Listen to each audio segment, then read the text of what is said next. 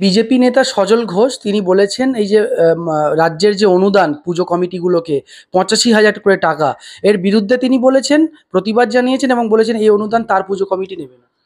অত্যন্ত সাধু সিদ্ধান্ত, এবং ওর মতো মানুষের পক্ষেই এই সিদ্ধান্ত নেওয়া সম্ভব। এবং আমি তাহলে একটু আগে যে প্রশ্নটা ছিল যে বিজেপি শাসিত অনুপ্রাণিত বা বিজেপির দ্বারা হওয়া পুজোগুলো আর কি ওর এই অনুপ্রেরণা বা অনুদানের মুখাপেক্ষি, তাহলে সজল ঘোষ মহাশয় একটা দৃষ্টান্ত নিশ্চয়ই খাড়া করলেন যে না, আমাদের সরকারের অনুদানের প্রয়োজন নেই।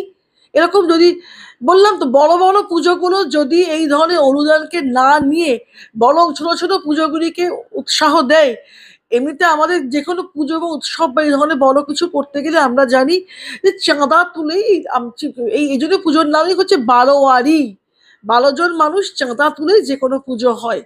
তো যেহেতু, এবং আমরা জানি এই চাঁদাগুলি সাধারণত ইন্ডাস্ট্রিয়ালিস্টরাই দিয়ে থাকেন।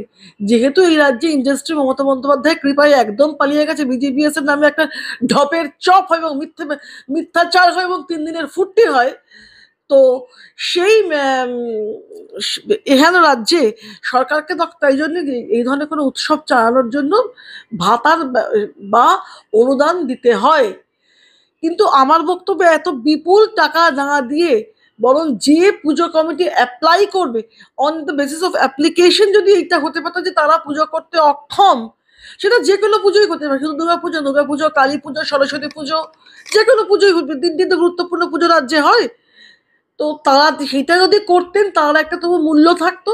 এই ঢালাও টাকা দেওয়াটা অ্যাকচুয়ালি কিনে নেওয়ার অন্য নাম।